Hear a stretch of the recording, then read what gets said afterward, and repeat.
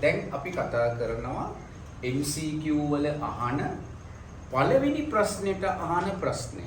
ඒක තමයි පහත දැක්වෙන කුමන ශාකය විවෘත බීජක ශාකයක් වේද?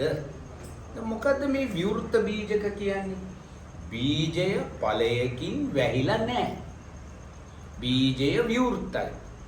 ඒතොර ඒක මොන ශාකයද? ඒක ඔයාලට ක්‍රම තියෙනවා. මේ බලන්න අපි මේක ඉගෙන ගමු පාඩම. ශාක වර්ග දෙකකට බෙදේ.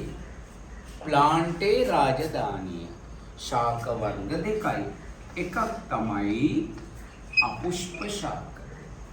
අපුෂ්ප කියන්නේ මල් හටගන්නේ නැති ශාක. ඊළඟට මල් හටගන්න ශාක වලට මොනවද කියන්නේ ළමයි? කියන්නේ සපුෂ්ප ශාක. අපුෂ්ප ශාක, සපුෂ්ප ශාක. එතකොට මේ අපුෂ්ප ශාක වර්ග දෙකක් තියෙනවා. මොකක්ද මේ වර්ග දෙක? මේක තමයි ඔයා පාඩම් කරගන්න ඕනේ. බීජ හට නොගන්නා. බීජ හට නොගන්නා. බීජ හට නොගන්නා අපුෂ්ප ශාක. මාකැන්ටියා. අන්න ඒවා පාඩම් කරගන්න. විභාගෙට එන්නේ මේවා තමයි. මාකැන්ටියා, සෙලජිනෙලා, පොගනාටුම්. මාකැන්ටියා ඔක්කොම ලියන්න ඕනේ. සෙලජිනෙලා. ඔයා මේ වීඩියෝ එක බල ලියන්න. ඒතර මතක හිටිනවා. මාකැන්ටියා, සෙලජිනෙලා, පොගනාටුම්. අපුෂ්ප ශාක දෙවැනි එක තමයි බීජ හට ගන්නා අපුෂ්ප ශාක. බීජ හට ගන්නා අපුෂ්ප ශාක මොනවද ළමයි? මඩු, පයිනස්. try කරන්න මේක පාඩම් කරගන්න. මම ප්‍රශ්න ටිකක් අහන්නද පුතාලගේ. ශාක බෙදෙන කොටස් දෙක කුමක්ද? අපුෂ්ප ශාක, සපුෂ්ප ශාක. අපුෂ්ප ශාක බෙදෙන කොටස් දෙක මොකද්ද? බීජ හට නොගන්නා, බීජ හට ගන්න. බීජ හට නොගන්නා අපුෂ්ප ශාක මාකැන්ටියා, සෙලජිනෙලා, පොගනාටු. කොහොමද බෝ වෙන්නේ? බීජාණු මගින්. බීජාණු මගින්. බීජාණු මගින් බෝ වෙන්නේ බීජ හට නොගන්නා පුෂ්ප ශාක. බීජ හට ගන්නා පුෂ්ප ශාක මොනවද? මඩු, පයිනස්. මේකේ බීජ ඵලයකින් වැහිලා නැහැ. විවෘතයි. ඒ නිසා බීජ හට ගන්නා පුෂ්ප ශාක වලට කියනවා තව නමක් විවෘත බීජක ශාක. දැක්කද? විවෘත බීජක ශාක යනු කුමක්ද? බීජ ඵලයකින් වැහිලා නැහැ. බීජ හට ගන්නා අපුෂ්ප ශාක. මඩු, පයිනස් වගේව උත්තර. සපුෂ්ප ශාක වර්ග දෙකයි. මේ දැක මේ තියරි එක ගන්න ළමයාට ලේසි. මම මේ උගන්වන ක්‍රමය ඔයාලට පුතාලට තේරෙනවද? මම කරන්නේ ඇඩ්වාන්ස් ලෙවල් කෙටි පේපර් එකේ ප්‍රශ්න 50ක් එනවනේ. උත්තර 5යිනේ. ඒක විවරණය කරනවා. ඒ කියන්නේ උත්තරේ එන විදිය උගන්වනවා. දැන් ඔයා මේ ප්‍රශ්නේ කරනවා. මේක තමයි උත්තරේ. ඉරි ගෑවුවා. හරි. මේ කරන්න එපා. ඒක වැරදි ක්‍රමයක්. විස්තරාත්මකව පාඩම් මතක් කරගන්න. යාළුවෝ එකතු වෙලා පාඩම් කරන වෙලාවල ඔන්න කෙටි ප්‍රශ්න 5ක් කරත් ඇති. පාඩම් මතක් වෙනවා. සපුෂ්ප ශාක වර්ග දෙකයි. ඒක බීජපත්‍රී අන්ට කියන්නේ ද්විබීජපත්‍රී ශාක. අපි කතා කරගෙන ඉන්නේ ප්ලාන්ටේ රාජධානිය. සපුෂ්ප ශාක දෙකයි. ඒක බීජ, ද්විබීජ. මොකද ඒක බීජ කියලා කියන්නේ? ඒක බීජ කියන්නේ පොල්, තල්, කිතුල් පුවක්, තනකොළ වී. පොල්, තල්, කිතුල් පුවක්, තනකොළ වී.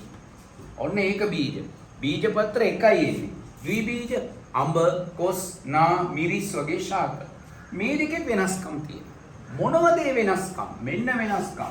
එකක් තමයි කඳේ අතු බෙදෙනවා නම් ද්විබීජ.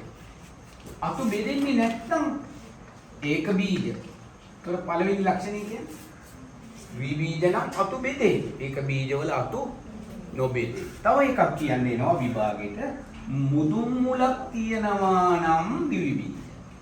ද්විබීජවල මුදුන් මුලක් තියෙනවා. මුදුන් මුලෙන් වීදී යන මුල් පාර්ශ්වික මුල්.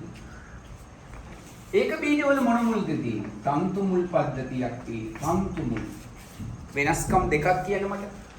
ද්විබීජ අතු බෙදේ. ඒක බීජ අතු නොබෙදේ. ද්විබීජ කියන්නේ මුදු මුලක් ඇත. ඒක බීජවල ඊළඟට ඕලෙවල එන එක තමයි පත්‍ර නාරටි ජාලාකාරයි. ජාලාව පත්‍ර නාරටි තිබුණොත් ද්විබීජයි.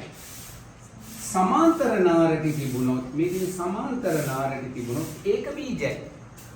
මේක කරත් මදි. අව එකක් O level paper එකට එනවා. මොකද එන්නේ? ඒක බීජවල ත්‍රි අංකී පුෂ්ප කොටස් තියෙනවා. ත්‍රි අංකී පුෂ්ප කොටස් ඇත්තේ ඒක බීජවල. ද්විබීජවල තියෙන්නේ චතුරාංක පංචාංක. හතර හෝ පහේ ගුණාකාර තියෙනවා. ඉතින් බලන්න මේ පුංචි ප්‍රශ්නේ කොච්චර දැනුමද? ඒක තමයි සයන්ස් කියන්නේ. සාගරයක් වගේ දැනුම. දැන් උත්තරේ අවුවෙලා ඉවරයි වාට. ප්‍රශ්න ටිකක් ආමුද අපි නිකන්.